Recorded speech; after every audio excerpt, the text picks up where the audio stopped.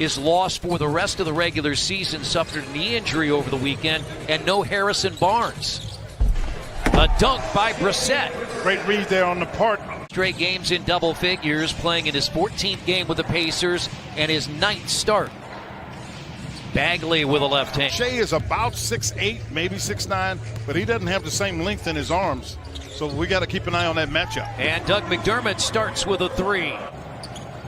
DeLon Wright came over from the Detroit Pistons, has played well in the Corey Joseph trade, and now DeLon Wright's on the board. Now the thing I'm looking at on the defensive end, Chris, this is the risk. The Pacers have picked up closer to the half-court line. This is what he'll do. If he gets going, that's what Buddy Hield will do. He's a three-point shooter, ladies and gentlemen, and he's an unconscious three-point shooter. Make a miss. 73% of his attempts are from 3, and boy, has he been shooting it well from 3. And I don't know if you heard all of the comments, but I don't know that he could have said it any better than he did. No, I think he tried to address it as best he could. They're going to be rumors, and you have to take them. It's been coming, but it's okay. That's just something you just deal with, because to JJ's point, you've got to deal. To Coach Bjorkgren's point, you got to deal with personnel. It's the 4th of 4 straight on the road, and they are 3-0. Impressive here, and what a spin and win. Indiana with a 2-point lead. Hield. Wow, he threw a delayed pass over the head of LeVert, and this is a good timeout. And that's a lot of height to try to get by with Bags. And Bagley again, and there's those paint points. Recognize that the zone has to force the ball to the outside, but you're right, paint points based on the last contest. Yeah. 96 by Washington as LeVert gets inside. And Tyrese Halliburton injured his left knee on Sunday in Dallas. And there's another basket and another dunk at the rim. And McConnell had it taken by Wright. Running is Bagley, and he's got 2 more. And a good decision by Sabonis not to foul. Again, almost 3/4 of his shots come from three-point range. They're going to be three-point shots. Oh, great pass into McConnell. More freedom than that. That shot guy just took in the corner, trapped basically, and takes a three-pointer covered.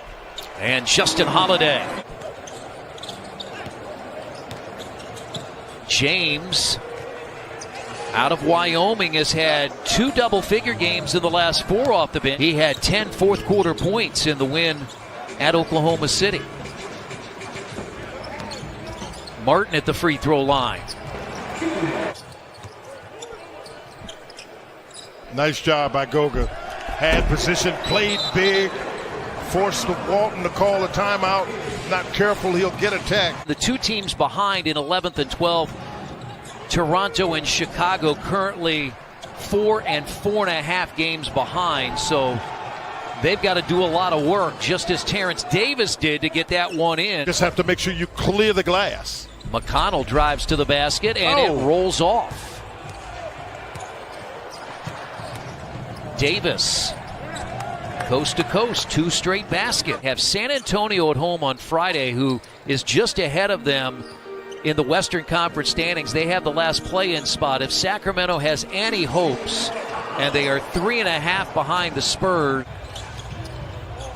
And that's another block.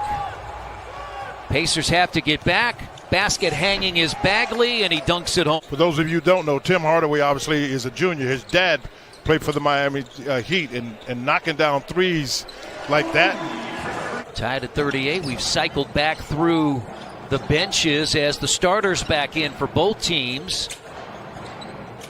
That was challenged, but right there at the rim, Bagley. It's again 7:30 with an 8 o'clock tip tomorrow night, Pacers and the Hawks. And DeLon Wright has his second field goal. It almost looked like it went in, but then I saw the reaction and I knew that it wasn't any good. And boy, what a half for Bagley. He has 20. You and I have seen him many years in this league. He has never shown that kind of aggressiveness. And LeVert inside.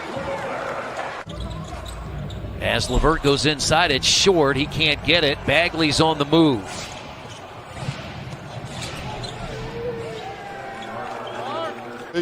No doubt. You'd go there, and they had the cowbell going, and Chris Webber, and and all of those. They had a team. Do everything right on the possession, and Hield bails him out. 11-point lead as Sabonis pounds it down. Third assist for Karis LeVert. You can't miss on him. You can't miss on him. And what happened on that was Aaron Holiday missed. He hit 6 threes against the Pacers earlier this year. Right the steal, right the dunk. The longtime assistant to Steve Kerr at Golden State. Played 10 years in the NBA. And Sabonis scores over Holmes. Wright has moved into franchise history with a road winning record and a losing home record. Wright got inside and you got by Brissett, who tried to come back strong to get that block. Aaron Holiday jumps it out to McDermott. Making another start. There you go. Find an open man. And Brissett signed 2 10-day contracts, then rewarded with a bigger contract just a couple of weeks ago, and he promptly went out and had 23 points and 12 rebounds. Hield gets inside, lobs it up. Holmes throws it down. That's a missed 3. That was after Dallas had beaten Washington in a 126-125 win. And too many easy hoops, Chris. Yeah. I don't know about where LeBron is. You don't know where people are going to be in terms of the scheduling as Buddy Hield knocks down another 3. Tipped out, but an offensive rebound. These 50-50s the Pacers got to get. Watch, they get it inside. Yeah, these 50-50 they got to get to. They play games that are high octane, and yeah, that's what they are. They're not a team that stops you. They're a team that tries to outscore you. He's shooting.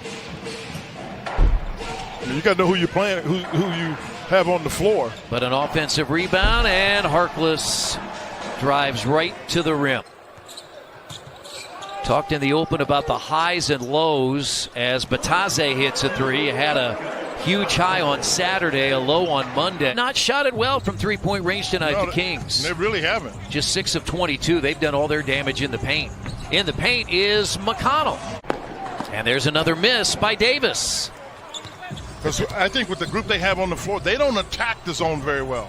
See, got them a little bit of fire, and that's really what you want to see. Pacers led by the 12 points of Sabonis. He's the only double-figure scorer. Hield cashes in again. He's the one you've got to get to because he's the best three-point shooter on their team.